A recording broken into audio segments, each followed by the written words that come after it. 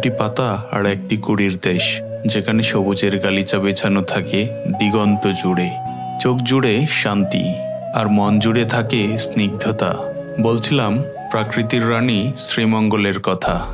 এই শহর যেন প্রকৃতির এক অযত্নে সাজানো শিল্পকর্ম। যতদূর চোখ যায় শুধু সবুজের সমারোহ। সারি সারি চা বাগানের টিলাগুলো যেন আকাশ ছুঁতে চাইছে, আর সেই টিলার ভাঁজে ভাঁজে এঁকে বেঁকে চলে গেছে মেঠো পথ। এই পথ ধরে আমরা খুঁজে ফিরি প্রকৃতির আসল রূপ। শ্রীমঙ্গলের পথ ধরে হাঁটতে হাঁটতে যখন চারপাশে সবুজের ঢেউ একটু অন্যরকম মোড় নেয়, তখনই চোখ আটকে যায় এক স্নিগ্ধ সৌন্দর্যে। বলছি মাধবপুর লেকের কথা। প্রকৃতির কোলে অযত্নে লুকিয়ে থাকা এই লেকটি যেন সবুজের মাঝে এক ফালি শান্ত নীল আয়না। শান্ত জলরাশি, লেকের জলে আকাশের প্রতিচ্ছবি, আর তার ধারে সবুজের টিলার ছায়া। এক অসাধারণ দৃশ্য। লেকের স্বচ্ছ জলে আকাশের মেঘ। এই দৃশ্য যে কোনো শিল্পীর ক্যানভাসকেও হার মানাবে। এই নৈসর্গিক পরিবেশ দেখলে মনে হয় প্রকৃতি যেন তার সবটুকু শান্তি এই স্থানটিতেই ঢেলে দিয়েছে। লেকের জলে ফুটে থাকা শাপলা আর পদ্ম ফুলগুলো যেন সৌন্দর্যকে আরও কয়েক গুণ বাড়িয়ে দিয়েছে। এই ফুলগুলো যখন হালকা বাতাসে দুলতে থাকে, তখন চারদিকে এক স্বপ্নীল পরিবেশ তৈরি হয়। সকালের স্নিগ্ধ আলো আর বিকেলের নরম রোদ যখন লেকের জলে পড়ে, তখন সেই দৃশ্যের মাদকতা ভাষায় প্রকাশ করা কঠিন। লেকের পরিবেশ এতটাই শান্ত যে এখানে দাঁড়ালে আপনার মন আপনা আপনি স্থির হয়ে যাবে। আপনি এখানে শুনতে পাবেন শুধুই বাতাসের ফিসফিসানি আর নাম না জানা কিছু পাখির মিষ্টি ডাক। মাধবপুর লেক শুধু একটি জলরাশি নয়, এটি প্রকৃতির মাঝে কিছুক্ষণ স্বস্তির নিঃশ্বাস ফেলার এক আদর্শ জায়গা। শ্রীমঙ্গল ভ্রমণে এলে এই স্নিগ্ধতা না দেখলে আপনার ভ্রমণ অনেকটাই অপূর্ণ থেকে যাবে। আমরা এখানে কিছু সময় কাটালাম, প্রকৃতির এই নির্মল সৌন্দর্যকে অনুভব করলাম, আর নিশ্চিত করলাম এই দৃশ্য যেন ক্যামেরায় সযত্নে ধরা থাকে। আপনারা যারা প্রকৃতির নীরবতা ভালোবাসেন, তাদের জন্য মাধবপুর লেক এক অসাধারণ গন্তব্য। মাধবপুর লেকের কোন দিকটা আপনার সবচেয়ে বেশি ভালো লাগলো কমেন্টে জানাতে ভুলবেন না।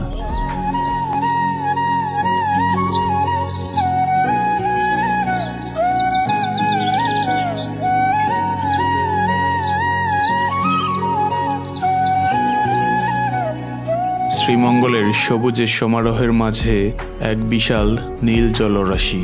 আমরা চলে এসেছি হাইল হাওরের এক প্রাণকেন্দ্রে, বাইক্কা বিল।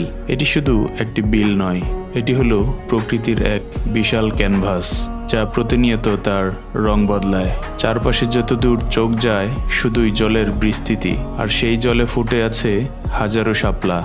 বিলের তীরে সারি সারি হিজল ও করচে গাছ যেন পানির দিকে ঝুঁকে নিজেদের ছায়া দেখছে। এই গাছগুলো বিলের সৌন্দর্যকে যেমন বাড়িয়েছে, তেমনি দিয়েছে বিলের প্রাণীদের এক নিরাপদ আশ্রয়। এই দৃশ্য দেখলে মনে হয় প্রকৃতি যেন এক গভীর ধ্যানে মগ্ন। বাইক্কা বিলের আসল জাদু শুরু হয় বিশেষ ঋতুতে। বিলের মাঝখানে তৈরি করা হয়েছে একটি পর্যবেক্ষণ টাওয়ার। টাওয়ারের উপরে উঠে যখন চোখ রাখি, তখন দেখতে পাই বাইক্কা বিল যেন এক বিশাল পাখির স্বর্গরাজ্য। শীতকালে সুদূর সাইবেরিয়া থেকে আসা অতিথি পাখিদের ভিড়ে বিলের জল যেন জীবন্ত হয়ে ওঠে। প্রকৃতির এই শান্তিপূর্ণ রূপকে অনুভব করে আমরা ফিরে চললাম। এই নির্মল সৌন্দর্য আমাদের মনে গেঁথে থাকবে অনেক দিন।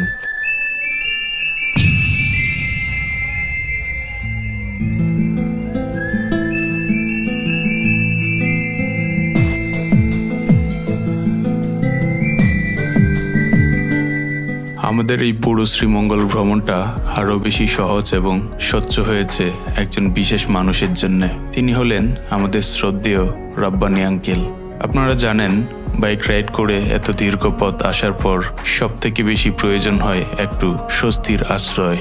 আঙ্কেল আমাদের থাকার জায়গা দেননি, যেন তিনি নিজের হাতে আমাদের জন্য সবকিছু সাজিয়ে রেখেছিলেন।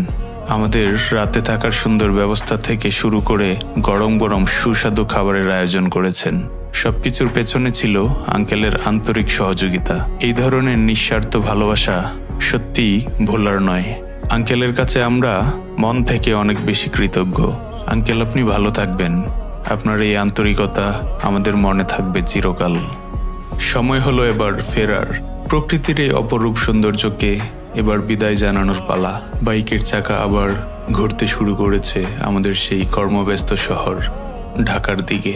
শ্রীমঙ্গল, তোমার শান্ত সবুজ আর স্নিগ্ধ বাতাস, তোমার অতিথি পাখিদের কলতান, চা বাগানের মনোমুগ্ধকর দৃশ্যগুলো আমাদের মনের গভীরে রয়ে গেল। এই ভ্রমণ আমাদের নতুন করে বাঁচার শক্তি দিল, নতুন করে চিনিয়ে দিল প্রকৃতির আসল রূপ।